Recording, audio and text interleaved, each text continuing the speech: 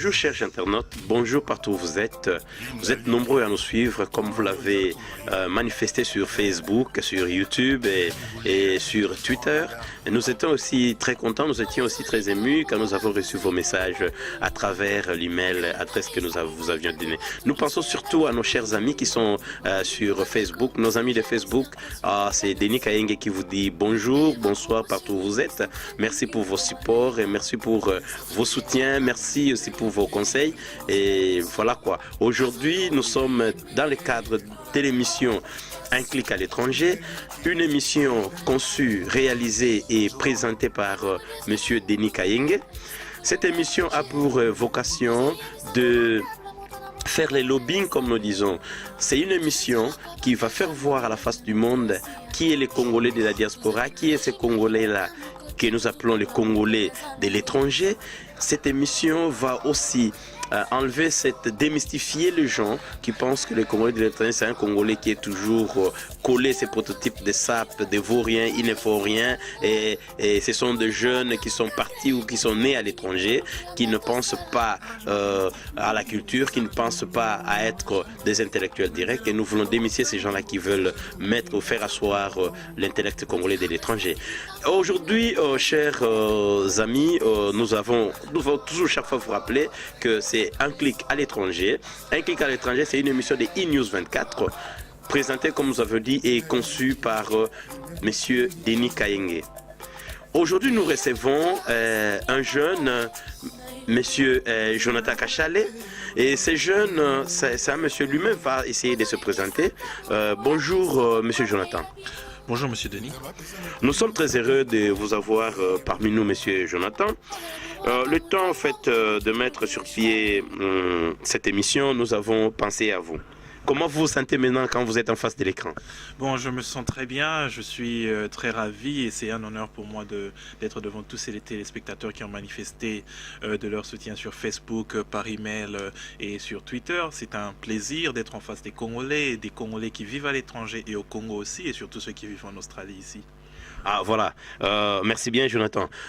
Pouvez-vous vous présenter en face de nos téléspectateurs ou disons en face des internautes? Oui, bien sûr, comme vous l'avez déjà dit, je réponds au nom de Jonathan, mon nom de famille c'est Kachale. Donc je réponds au nom de Jonathan Kachale Mukanya, fils du Congo. Je suis un Congolais vivant en Australie. Je suis arrivé ici il n'y a pas très longtemps et j'aime le pays de la même façon que j'aimais vivre dans mon pays. C'est très bien dit. Que faites-vous en Australie? Qu'est-ce que vous faites? Bon, en Australie, ici, je travaille. Je travaille dans une banque. Je travaille à la Banque nationale d'Australie. Je suis aussi un étudiant, ce qui peut sembler surprenant. Mais j'étudie et en même temps, je travaille aussi. Je peux prouver que cela est possible d'être à la fois un étudiant, mais d'aller en même temps au travail. Ouais, tout le monde s'est posé la question, mais quel genre d'étudiant? Nous avons une semaine. C'est la semaine à seulement 7 jours. Hein? Et qu'est-ce que vous faites, au fait, pour étudier et travailler à la fois? Bon, pour étudier et travailler, c'est surtout une question d'être motivé. Je suis très motivé, je me motive moi-même. Et ce que je fais, en fait, c'est je vais souvent au travail pendant la journée et je vais à l'université le soir. Ah voilà. Donc ça s'est bien passé. Monsieur Jonathan, quand est-ce que vous êtes arrivé en Australie? Et les circonstances de votre arrivée, si vous pouvez partager ça avec nos téléspectateurs. En fait. Vous savez, j'aime bien répondre à cette question parce que c'est une question qui m'arrive souvent et que les gens me posent souvent cette question. Je suis arrivé en Australie en 2013, au début de l'année. Et voilà, je suis arrivé ici grâce au soutien familial. Et quand je suis arrivé ici, j'ai trouvé une plateforme, c'est-à-dire ma famille qui était déjà ici, qui m'attendait. Et voilà, maintenant, j'évolue comme un oiseau qui a quitté son nid. Ah, voilà. Comment vous trouvez, au fait, votre nouvelle vie en Australie? Et voilà, une sous-question, en fait, la nostalgie du pays, ça vous arrive pas? La nostalgie du pays, elle est tout droit ici, hein, dans le cœur. Donc voilà, on manque le pays, très beaucoup. J'ai passé pratiquement, je peux dire, les 20 premières années de ma vie au Congo, mais arrivé à un moment, vous devez décider de quitter le toit parental. Alors moi, j'ai décidé de quitter et venir en Australie. Voilà. Ah, voilà. Comment vous trouvez votre vie ici en Australie? Ma vie ici en Australie se passe très bien. Très bien, j'ai su m'adapter. Vous savez, quand vous quittez votre pays, surtout dans un pays où la culture est différente, c'est un grand changement. Mais quand je suis arrivé ici, ça s'est passé très doucement. Et voilà, on peut dire ce que les Congolais aiment bien appeler l'intégration. Donc l'intégration se passe très bien. Vous n'êtes pas venu ici, monsieur Jonathan, comme enfant. Vous n'êtes pas venu, je crois, à 12 ans. Combien de temps vous avez fait ici en Australie? Moi, ça fait déjà 2 ans que je suis ici en Australie. Alors, déjà 2 ans, vous travaillez dans une banque et vous étudiez à la fois. Exactement. Vous faites quoi en fait? Quelles études vous faites? J'étudie les économies et finances. Les économies et finances. Et qu'est-ce qui vous a permis de travailler dans une banque quand vous n'avez pas encore fini vos études? Comme je vous ai déjà dit, c'est une question de motivation, c'est une question d'avoir une attitude qui est positive. Vous savez, quand vous avez... Non, mais monsieur Jonathan, même, je ne crois pas que tout le monde qui est motivé ira dans une banque et entrer et dit moi je suis étudiant, j'ai commencé il y a 2 ans, donnez-moi du travail. Vous n'avez pas quand même, vous n'avez pas un cursus, c'est rien du tout. Mais bien sûr, j'ai un cursus. Ce n'est pas que je suis venu avec un bagage qui était vide. Non, j'ai un bagage intellectuel qui m'a permis de commencer des études de diplôme, ce qui est l'équivalent du graduat au Congo. J'ai commencé mes études et j'ai fini. Donc j'ai un diplôme qualifié, certifié. Et dans quelle université, si vous voulez rappeler? Si je dois le dire en français, c'est l'Université royale de Melbourne. À l'Université royale de Melbourne. Qu'est-ce que vous avez fait à l'Université royale de Melbourne? J'ai fait un graduat en planning financier. Ce qu'on appelle planning financier, c'est être conseiller en investissement financier, et j'évolue dans le domaine des investissements dans ma banque. Donc si vous avez bien retenu, M. Jonathan a étudié à Royal Université de Melbourne et il a fait le graduat. En 2 ans, il a fait le graduat en sciences financières. En sciences financières. Et c'est ce qui t'a permis de faire, de travailler là où vous êtes. Exactement. Ah voilà. Et qu'est-ce que vous faites alors? Vous dites vous étudiez, vous connaissez toujours étudier après les graduats? Oui, bien sûr. Vous savez, l'homme est en perpétuel devenir. Les gens voient souvent le succès comme étant un but. Moi, je vois le succès comme étant, je peux dire, peut-être un projet chimérique. Donc, c'est quelque chose qu'on poursuit à tout moment. Donc, je veux aller très loin dans mes études. En ce moment, je fais un bachelor qui est l'équivalent de la licence en économie et finance. Et pourquoi pas faire un master dans le futur, et on verra où est-ce que ça va aboutir. C'est bien dit. Et quand vous pensez finir vos études, quand vous êtes toujours étudiant? Bon, les études ne s'arrêtent jamais, parce que même quand on finit les études à l'université, il y a toujours l'école de la vie. Vous comprenez ce que je veux dire? Ah voilà. Monsieur Jonathan Kachale nous rappelle que l'éducation c'est un processus continuel, comme l'instruction aussi c'est un processus plutôt continuel. Ah Monsieur Jonathan, c'est très intéressant quand vous dites que vous avez fait la banque, vous avez fini. Vous ne pensez pas un jour aller travailler au Congo par exemple? Mais ça c'est une question oratoire qui n'a même pas de réponse, parce que si je dois répondre à cette question, la réponse est directement oui. Moi je suis un produit du Congo, je suis né au Congo, j'ai grandi au Congo, j'ai étudié au Congo. Tout ce que je fais aujourd'hui, je pense toujours au Congo. Donc quand je suis venu ici, c'est pour avoir une connaissance, avoir une expérience qui me permettra d'être capable d'apporter cette expérience au Congo et de la transmettre à ces jeunes Congolais qui, eux, auront aussi voulu sortir du pays mais n'ont pas eu cette chance, qui amènera peut-être un développement dans un certain domaine, pourquoi pas le domaine financier au Congo. Ah ben ça c'est très intéressant. Dès que vous aurez fini à la Banque nationale de l'Australie ou Banque nationale australienne, vous allez directement embrasser les Congo, ou bien vous avez besoin encore d'autres expériences et voilà quoi. Bon, vous savez, moi je me considère comme étant un citoyen du monde. Je ne vois pas seulement l'Australie, je ne vois pas seulement le Congo, je vois l'Afrique, je vois l'Europe, je vois l'Amérique. Donc je suis un oiseau voyageur, je peux évoluer partout dans le monde. Je crois que j'arriverai à m'intégrer et à apporter un certain développement. Mais mon objectif à long terme, c'est surtout le Congo.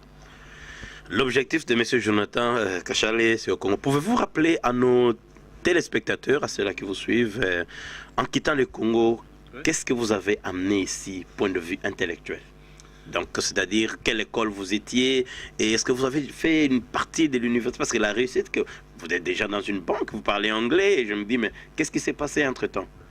Entre-temps, quand j'étais au Congo, j'ai commencé, si je dois revenir dans le temps, j'ai commencé mon école primaire au collège Boboto, qui est une école très prestigieuse et connue de tout le monde, à Kinshasa surtout.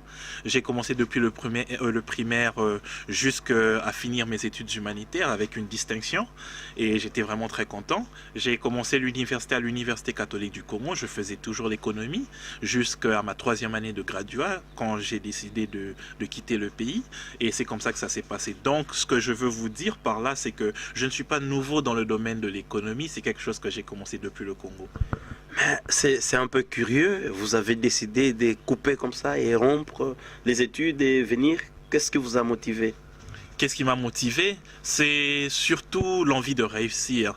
J'ai voulu avoir une connaissance globale du domaine de la finance. Je ne voulais pas seulement me limiter à la connaissance congolaise qu'on a quand l'éducation nous est transmise au Congo. Je voulais avoir une ouverture dans le monde et j'ai surtout pensé qu'avoir un diplôme australien avec la connaissance de l'anglais qui est aujourd'hui, je peux dire, la première langue internationale parlée partout dans le monde, cela m'apporterait un plus dans ma carrière dans les finances. Ah voilà, vous parlez très bien français et je me pose la question, est-ce que l'anglais aussi ça passe bien avec vous? Où est-ce que vous avez appris l'anglais? Bon, j'ai appris l'anglais depuis le Congo. J'ai commencé le Congo avec des petites formations en anglais. Mais la grande partie de mon anglais, je peux dire, c'est ici. En écoutant, vous savez, en écoutant les gens parler anglais et tout et tout. Donc, vous devez vous intégrer. Vous ne pouvez pas rencontrer un Australien, commencer à lui parler français. Il se demandera, but man, what are you talking about? Ouais, je comprends, ouais. Voilà, donc vous avez commencé les cours d'anglais au Congo, comme vous avez vu dans certaines institutions, des petits cours. Et ça se passe, il y a beaucoup d'institutions là, au fait, au Congo. Je rappelle aussi à nos amis que je venais d'être au Congo et j'ai fait 49 jours au Congo, j'ai vu ce qui se passe au Congo. Ça sera dans le cadre d'une autre émission, on parlera du développement du Congo, ce qui se passe au Congo. Et je pense qu'on appellera toujours le même invité. Vous serez ravi de venir? Je serais très ravi même de venir. Monsieur Chinaptan, nous revenons encore sur vous. Très intéressant. Qu'est-ce que vous dites aux Congolais, jeunes comme vous, qui sont restés? Ces jeunes-là, qui sont à l'UPC, les jeunes qui sont à l'UNIKIN, que je salue en passant, à l'Université catholique du Congo, comme on appelle l'UPC, tous ces jeunes-là, qu'est-ce que vous leur dites par rapport à votre expérience? S'ils veulent un jour quitter, qu'est-ce que vous leur dites en fait? Moi, je dirais à ces jeunes de vous accrocher, accrochez-vous, rêvez grand. Parce que moi, depuis tout petit, j'ai toujours rêvé grand, j'ai toujours aspiré à la grandeur. Et je me rappelle que durant ma vie, j'ai sûrement rencontré des obstacles, des gens qui me disaient que tu ne peux pas y arriver et tout et tout. Mais les gens vous diront seulement que vous ne pouvez pas arriver dans les choses que eux-mêmes n'ont pas pu achever. Donc rêvez grand, accrochez-vous à vos rêves parce que vous ne savez jamais où la bonne étoile, sur qui la bonne étoile s'élèvera. Donc voilà, rêvez grand, accrochez-vous, surtout l'autodiscipline parce que comment pouvez-vous penser contrôler des situations si vous ne vous contrôlez pas vous-même? Une éducation, il faut avoir un but dans la vie parce que la vie a un sens lorsqu'on a un but précis. Donc voilà, c'est là un petit conseil parce que si je dois donner des conseils, je serai très long, mais ça c'est juste un petit briefing de ce que je peux leur dire. Ça c'est parfait. Mais qu'est-ce que vous dites aux jeunes qui ont tout manqué? Hier, je suivais un document sur une fille, Mwanza. Ça m'a plus touché. On parlera d'elle peut-être dans une prochaine émission. Mais voilà, Rachel Mwanza. La précarité au Congo ne permet pas aux gens de rêver grand. Qu'est-ce que vous leur dites au fait? Moi, je peux leur dire, vous avez donné un très bon exemple puisque votre exemple illustre même ce que j'ai dit. Elle était désespérée, elle a grandi dans une famille quand elle était petite, elle allait à l'école, mais durant, je peux dire, sa jeunesse, avant la puberté, elle était dans la rue malheureusement contre sa volonté.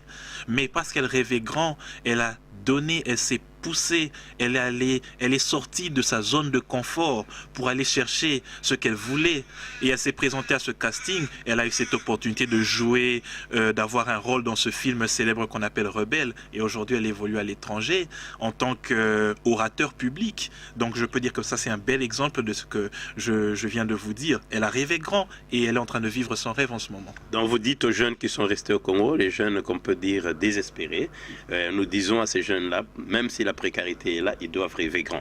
Oui, garder l'espoir. Donc les jeunes Congolais rêvent toujours grand et garder l'espoir parce que l'espoir fait vivre. Parce que l'espoir fait vivre. Vous avez quand même trouvé une communauté congolaise ici, n'est-ce pas? Oui, oui, tout à fait. Quelles étaient vos impressions quand vous vous êtes croisé avec cette communauté et vos relations avec eux? Ouais, ma grande impression de la communauté congolaise, c'est que c'est une communauté qui est très active. Et c'est quelque chose que j'ai beaucoup aimé. Je me suis surtout dit que quand je suis arrivé ici, j'ai trouvé une plateforme de ces Congolais qui se réunissent ensemble et qui évoluent ensemble.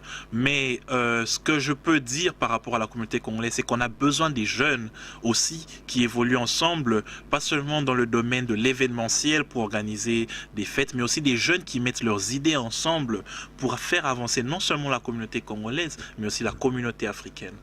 Ah, voilà, donc vous dites le message, c'est bien reçu et c'est pas passé dans les oreilles des sourds comme des... Mais quels sont vos projets d'avenir, en fait? Vous êtes bien, vous êtes venu du Congo, vous avez fini l'université au Congo, s'il faut que nous puissions rappeler à nos téléspectateurs.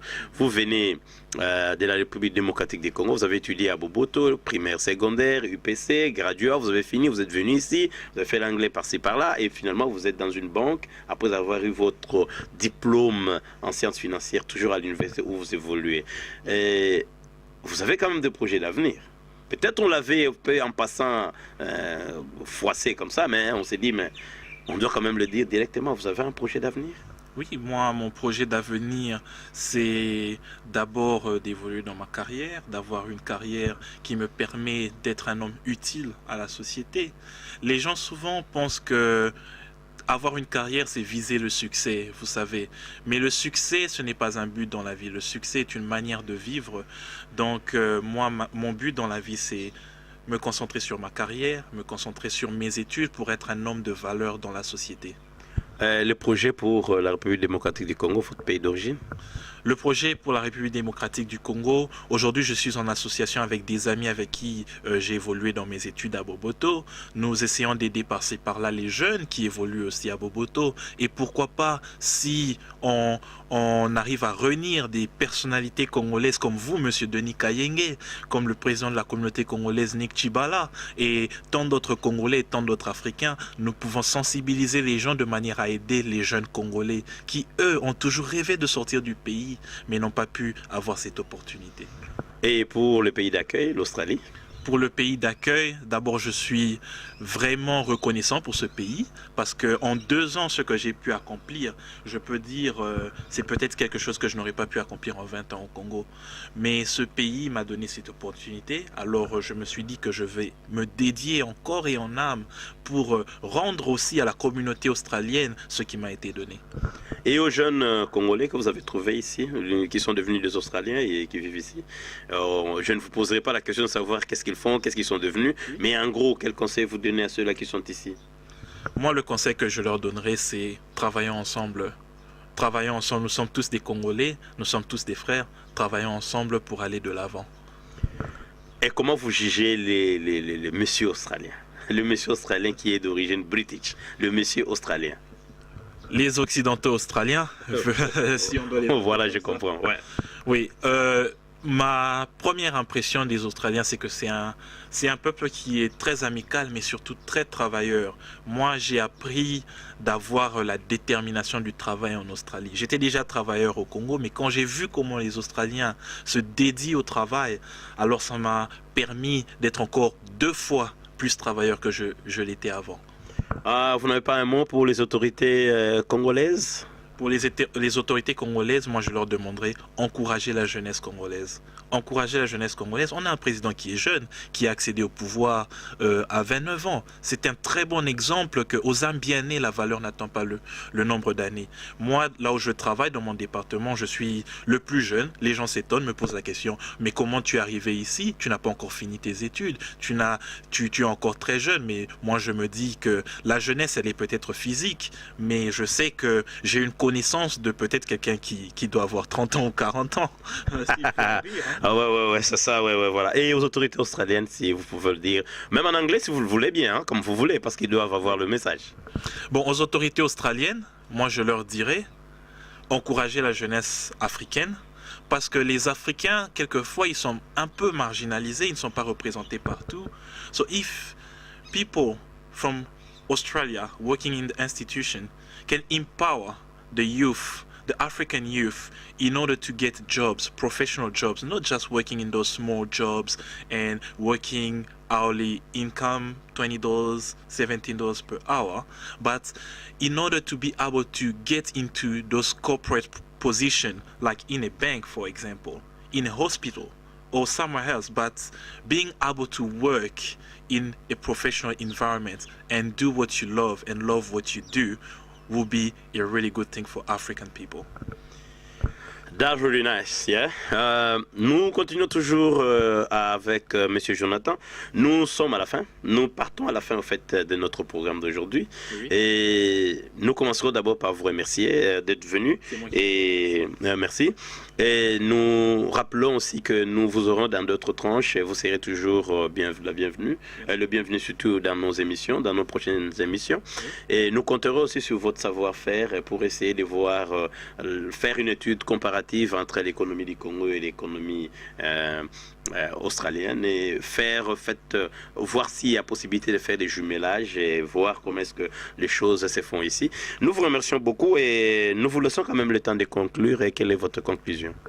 Ma conclusion, c'est d'abord de vous remercier de m'avoir donné cet honneur de participer à cette émission.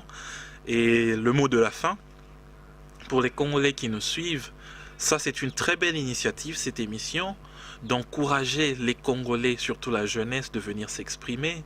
J'espère voir, pas seulement moi, mais de nombreux jeunes Congolais qui défileront dans votre plateau, car ça c'est une plateforme magnifique qui permettra aux Congolais de faire élever leur voix et permettra à la jeunesse congolaise à l'étranger et au Congo de voir comment ça se passe à l'étranger et comment les jeunes Congolais évoluent. Merci beaucoup, Monsieur Jonathan. Nzete ebetelanga ke ebangaka te likolo yinda osaka ngele mokolo ye molai kozanga koyeba eya liwa ya ndambo.